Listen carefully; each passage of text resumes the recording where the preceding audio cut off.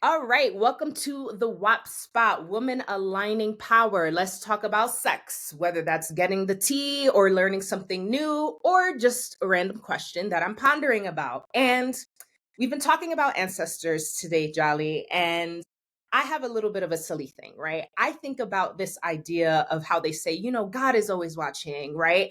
But this idea that my ancestors are always watching, or people who have passed who I knew on this planet are always watching, really like starts to bring about this energy of like, damn, so like when I'm sitting taking a shit, you're with me, abuela? Like when I'm doing nasty stuff, Mhm. like you're here.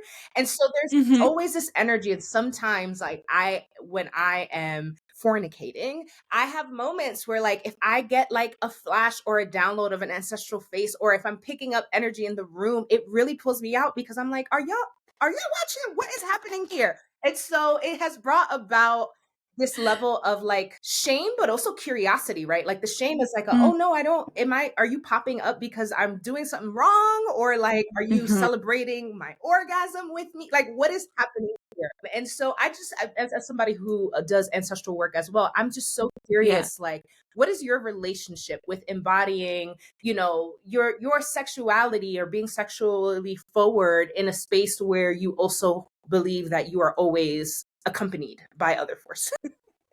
Well, I certainly hope they are not always Watching, right? watching, because like, that's a whole lot, unless that's what you're into, but that's a whole lot, like, I think that, like, at least within my practice, one of the things that, like, literally speaking, one of the things that we do within my lineage, because there's many different lineages, is understand that certain altars should not be within your bedroom. So there's that, right? I think that's very important, because altars, are conduits of energy. And my ancestral altar, I'm very lucky to have lots of photos of my peoples.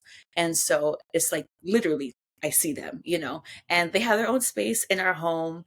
And I'm so grateful for them always, and but I do think, that like there is something to be said as to why we are not encouraged to have these altars in our bedrooms, because it's like that confluence of energy I don't think is always supposed to be there, right? And so, like, are they always watching?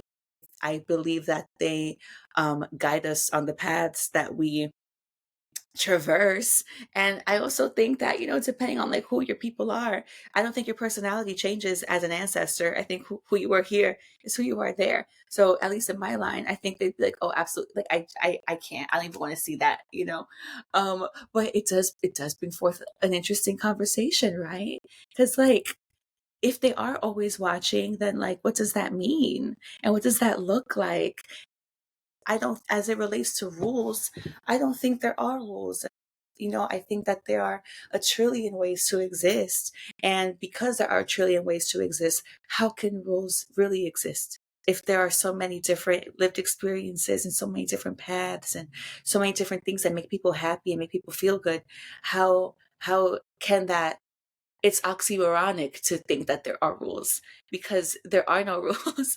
And so again, like, while I say I don't have altars in my bedroom, you can if that's like what you want to do, but like, there are no rules. And just for many people across belief systems, right? Like, I think a lot of this idea of shame, they call it like Catholic shame, right? Something like that phrase, Hmm. this idea that there is something to not be celebrated. But then we do see that there are people, especially people who have a lot of practices where they're connected to the land.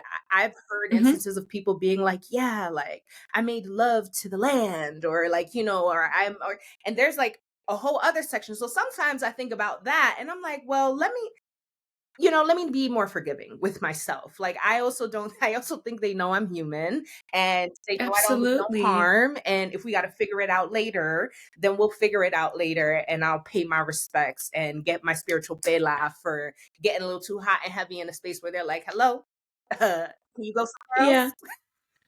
Yeah, I think that, like, as it relates to like your home as a sacred space, right? And then like your body as a sacred space, and then altars as sacred spaces. I think we're also altars, you know? And I think that, at least within our practice, I don't think that there is as much rigidness Mhm. that exists maybe in Yeah. others, right? There are deities and forces of nature that, you know, embody the sensual, the sexual. There are, we call them letras. There are, you know, messages, I'll say, because it's easier to use that word than to like go into what a letra means. There are letras, messages that talk about folklore, that talks about, you know, the power of sensuality, and that Ochun brought, or the, you know, the importance of Orichaoko, and, you know, fertility and land and agriculture.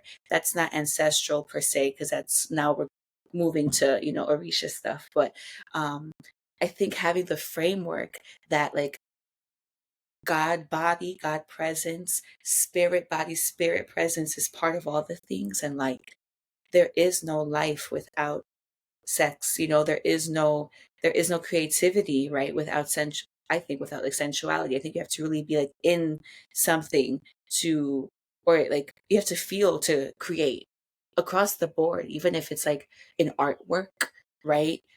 Even if it's a child, even if it's a plant, right? Like a plant, the soil has to feel the water. It has to feel the sun. You know, people come together in union to create a baby. You sit with your thoughts to create an idea. We're constantly creating. And I think that there is like energy can't be created nor destroyed. It's only ever transferred. And then also like, you know, sexual energy is, I think, it is the life force behind anything. Um, and the fact that, you know, folks have been so shamed around that is so heartbreaking, because I always, again, my privilege, you know, stance, but not growing up with a perspective of shame, because it is not within my like spiritual religious methodology. I can't conceive it as like really feeling shame, like whoa, you know, like that's so sad. And like I pray for liberation for all the peoples, because like my goodness. But to go back to your question, if they are watching, they're proud, Right. because at least they know that like, you know, you doing your thing. Right. Like, I don't think Girl. they want us to be sad. They're like, get it, girl. You know, I don't think they did not exist and go through everything that they went through for us to just be sitting here, like, Mhm. Mhm. you know. Mhm. So they're 100%. I love they're that. proud. I love that They're proud. perspective. They're out here and they're rooting for us and they're like, get it. And I absolutely second everything that you say. I think that there is a way in which people only associate eros, right? Which is that sexual like energy, right? And it's not even sexual in the way that we think about sexual. Sexual, I use sexual because sometimes you literally feel it in your sex organs, right? That the excitement is Yeah. happening and it's not horniness, it's something else, right? Like when I'm writing and I'm like, oh yeah, I'm on it. Like I feel it in what I Mm-hmm. don't, I need, this is why I need a doula class. I don't know the name of all the parts of my anatomy, but somewhere in there's something that's like, ooh, yeah, this is it. Mm-hmm. And so that level of excitement and openness that needs to happen, and think about openness in birthing, like is the same thing we Mm-hmm. need to have in order to create. And so I encourage for those of us who might be carrying any religious shame around sex in general, whether it has anything to do with our ancestors watching or not, free Mm-hmm. yourself from that in some way, shape, or form, because that freedom lends itself to your freedom in other areas of your life that is not just in the bedroom. And also self love and self pleasure is valid and necessary as well. So pleasure and being in that Mm-hmm. Eros energy is important for all of us. And that's the gem of the day. Thank you so much for sharing with us at this WAP spot.